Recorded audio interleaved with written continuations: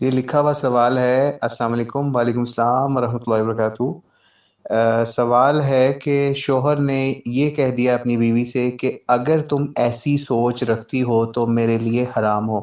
ایسی بات کہنے سے نکاح پر کوئی اثر ہوگا کیا؟ Question mark.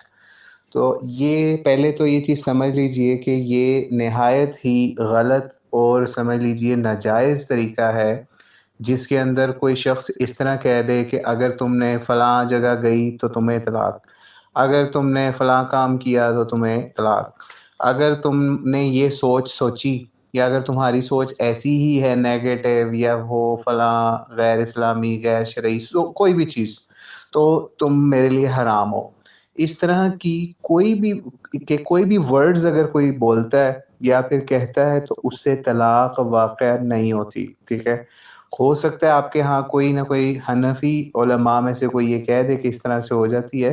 کہ یہ جو طلاق مشروط ہوتی ہے یا اس کو طلاق معلق بھی کہتے ہیں، ٹھیک ہے، یا طلاق شرط بھی کہتے ہیں، شرط مشروط، ٹھیک ہے، اس طرح کی کوئی بھی طلاق جو ہے نا وہ ہمارے ہاں جو ہے وہ ہم اس کو صحیح نہیں سمجھتے۔ اس کی وجہ یہ ہے کہ نبی علیہ الصلوۃ والسلام کے دور کے اندر یہ معاملات ہوئے، قرآن پاک کے اندر اس معاملے کو بیان کیا گیا، احادیث میں آیا، لیکن کہیں پہ بھی اس حوالے سے اس طرح کا کوئی معاملہ ہمیں نہیں نظر آتا کہ کوئی بندہ یہ کام کرے۔ یعنی آپ یہاں تک دیکھیے کہ جو زہار والا معاملہ تھا جس کے اندر لوگ یہ کام کیا کرتے تھے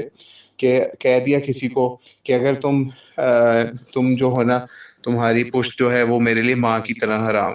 ٹھیک ہے، یا ماں کی طرح تم ماں سے میرے لیے اس طرح کی مطلب ورڈز رکھے ہوئے تھے جس کے اندر عورت کو لٹکا دیا کرتے تھے، اور یہ بڑا ان کے ہاں بھی ایسا ہی معاملہ ہوا کرتا تھا، عربوں کے ہاں، ٹھیک ہے، وہ کہیں پہ پھر شادی نہیں ہوتی تھی اس کی اور مسئلے مسائل اس طرح کے ہو جاتے تھے۔ تو نبی علیہ الصلوۃ والسلام جب آئے تو یہ معاملات دیکھتے ہوئے اللہ تعالیٰ نے پھر اس کے اوپر شفقت کرتے ہوئے لوگوں کو اس معاملے کے اندر اس معاملے کو بھی اظہار کو بھی سمجھ لیجیے ایک قسم کا کالعدم کرا کے تو اس کے لیے پھر سارے قوانین آ گئے۔ تو اس لیے ایسا کوئی بھی طریقہ جو ہے نا یعنی سپریشن کا یا طلاق کا جس کے اندر آپ اس طرح کی کہانی لوگوں کو یا عورت کے اوپر تھوپے کہ اگر مگر شرط مشروط اور اس طرح کی چیزیں، تو یہ جو ہے یہ طریقہ بالکل غلط ہے۔ تو اس لیے اگر کسی کو زیادہ ہی آگ لگی ہوئی ہے دینے کی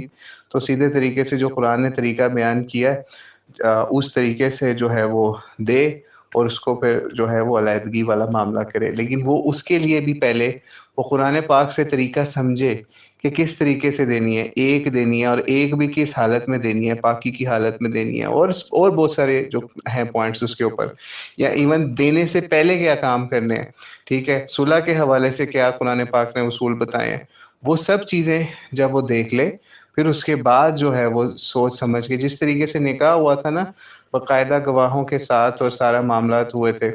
اسی طریقے سے طلاق کے اندر بھی اسی طرح کے معاملات اگر ہو جائے تو اس طرح کے سوالات جو ہیں وہ اس طرح سے کسی کو پوچھنے کی ضرورت ہی نہ پڑے کہ اس طرح ہو جاتی ہے نہیں ہوتی، یا تین ہوتی ہیں ایک ہوتی ہے، یہ سارے معاملات ہی ختم ہو جائیں اگر کسی نے دین کے مزاج کو سمجھاؤ، اگر کسی نے قرآن پاک کو پڑھاؤ، نبی علیہ الصلوۃ والسلام کی سیرت سنت کو سمجھاؤ اور اس معاملے کو سمجھاؤ کہ کس طریقے سے اللہ کیا بتاتا ہے، اللہ تعالیٰ نے کیا ہمیں بتایا قرآن پاک کے اندر اس چیز کا طریقہ، تو پھر یہ مولویوں کے ہاتھ میں یا مفتیوں کے ہاتھ میں یا حلالہ کے معاملات میں یا اور کسی بھی حرام کاری کے اندر جو ہے وہ کوئی بھی مبتلا نہ ہو، اگر لوگ قرآن پاک کی طرف اور نبی علیہ الصلوۃ والسلام کی سنت کی طرف واپس لوٹ جائیں ایون طلاق والے معاملے کے اندر بھی، تو اللہ تعالیٰ سے دعا ہے اللہ تعالیٰ ہمیں اس قبیح فعل سے محفوظ کرے اور ہمارے گھروں کی حفاظت فرمائے، آپ کے بھی سب کے مسلمانوں کے جو بھی ہیں معاملات ان کی نکاح طلاق کی حفاظت فرمائے۔ واللہ اعلم بالصواب۔ السلام علیکم و رحمۃ اللہ وبرکاتہ۔